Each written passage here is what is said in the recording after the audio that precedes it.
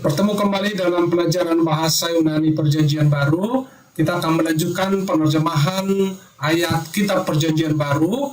Yang akan kita terjemahkan kali ini adalah kita akan menerjemahkan Injil Yohanes pasal yang pertama. Dan ayat yang akan kita terjemahkan adalah Yohanes pasal yang pertama, ayat yang ke-26.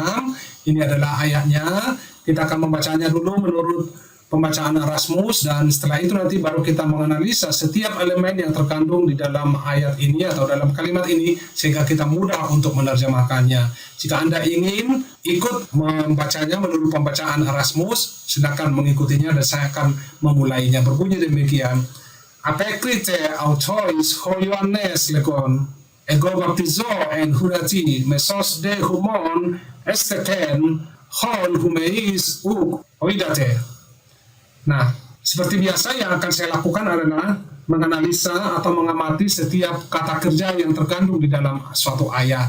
Karena mengetahui kata kerjanya akan menuntun kita nantinya lebih mudah untuk mengenali kemana arah pembicaraan daripada ayat ini atau topik yang dibicarakan oleh penulisnya. Nah, pertama kita kenali kata kerjanya. Ada beberapa kata kerja di sini. Di sini yang pertama adalah apokrite, dia bentuknya aorist. Yang kedua dia di sini bentuknya participle legon. Yang ketiga baptizo, dia bentuknya adalah present.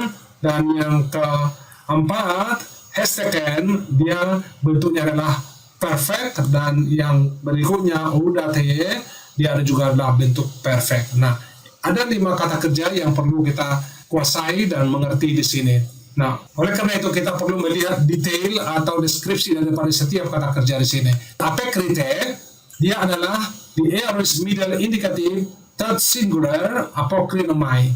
Jika Anda sudah mengikuti pelajaran-pelajaran yang sudah kita ikuti di sini, maka sekarang Anda sudah mengenal ada yang bentuk aorist pasif, ada juga yang aorist middle. Dari mana kita bisa membedakannya? Bentuknya memang sama. Tapi bagaimana kita mengetahui suatu kata itu adalah bentuknya middle? Dari akar katanya atau dari kata aslinya. Kata asli daripada apekrite itu adalah apokrinomai. Dari ending omai itu menunjukkan dia middle atau dia menunjukkan dia deponent. Artinya di sinilah dia answer atau dia menjawab. Nah, yang berikutnya adalah dia present active participle. Dia bentuknya nominatif, dia juga masculine, bukan feminine, tapi dia juga singular dari kata lego, artinya saying, berkata atau mengatakan. Yang berikutnya adalah hesteken, dia adalah past perfect active indicative third singular dari histemi, kategori kata kerja me verb, yang artinya di sini adalah histens. Kenapa artinya bentuk presence? Nah, ini adalah keunikan kata daripada histemi. Dia bentuknya di sini adalah perfect, tetapi artinya harus menjadi present. Itu adalah keunikan kata ini. Nah, yang berikutnya adalah baptizo, dia bentuknya adalah present active indicative first singular. Baptizo, I baptize, saya membaptis. Dan yang terakhir adalah oidate, dia adalah first perfect active indicative second plural dari oida, yang artinya you know, atau kamu ketahui atau mengetahui. Nah, ini adalah kata yang kedua yang bentuknya perfect, tapi artinya adalah present. Sama seperti histemi yang ada di sini. Oida juga sama. Dalam bentuk tensisnya, konjugasinya dia adalah perfect, tetapi dalam artinya dia adalah bentuk present. Nah, kata lain yang perlu kita amati di sini adalah kata Ioannes sebagai nominatif. Dia adalah subjek untuk apekrite, dan humeis di sini juga nominatif, dia subjek daripada oidate. Nah, hal lain yang perlu kita ketahui, tentu kita perlu melihat di sini ada di sini n plus dative. Biasanya n plus dative kita terjemahkan sebagai in atau di dalam. Tapi dalam hal ini artinya di sini bukan in, tetapi with atau dengan. Jadi ketika dikatakan di sini ayat ini ego baptizo en hudati, saya membaptis dengan air. Nah, yang berikutnya mesos, in the middle or in the midst.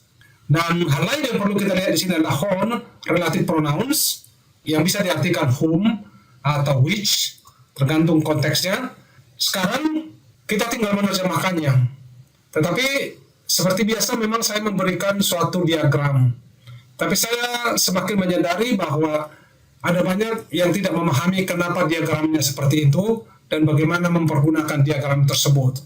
Jadi apa yang saya pikirkan sekarang adalah mungkin setelah kita menyelesaikan penerjemahan Yohanes 1 ini, sebelum kita memulai pasal yang kedua, nanti kita akan coba mempelajari dulu akan bagaimana cara membuat suatu diagram, bagaimana mempergunakannya, dan bagaimana menafsirkannya, sehingga nanti Anda bisa merasa mengapresiasi, menghargai apa yang diberikan ketika diagram ditunjukkan, bagaimana mempergunakannya, dan bagaimana bisa menafsirkan ayat melalui diagram tersebut. Jadi untuk kali ini, kita akan tiadakan dulu untuk diagramnya, hingga tiba saatnya nanti kita berikan cara membuatnya dan cara mengartikan diagram tersebut.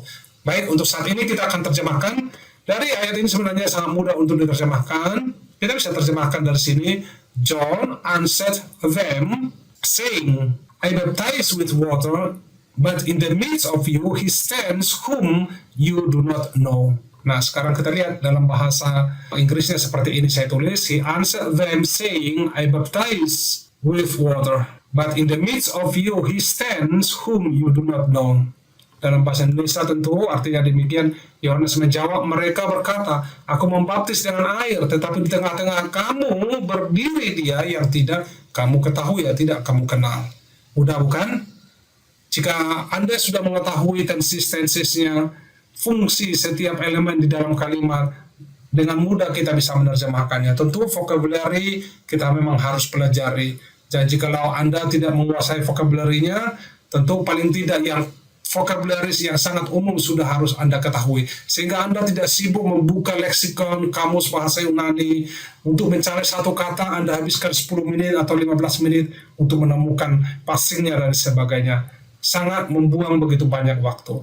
Itulah pentingnya kita mempelajarinya, prinsip-prinsipnya, rumus-rumus, formula-formula yang ada. Sehingga dengan melihat bentuknya kita mengetahui dia mengikuti tenses apa. Melihat katanya kita mengetahui ini artinya dan sebagainya. Mudah-mudahan pelajaran ini bermanfaat. Jika Anda tertarik, Anda bisa melanjutkan pelajaran ini khusus untuk ayat yang ke-27 pada pelajaran yang berikutnya. Tentu jika Tuhan berkenan, kita akan mempelajari kembali ayat-ayat yang selanjutnya. Dan jangan pernah putus asa, teruslah belajar hingga Anda memiliki pemahaman, pengertian yang sempurna tentang bahasa Yunani, sehingga Anda sungguh diberkati dengan mempelajari bahasa Yunani. Jika Tuhan berkenan, kita akan bertemu kembali pada pelajaran yang berikutnya. Tuhan Yesus memberkati.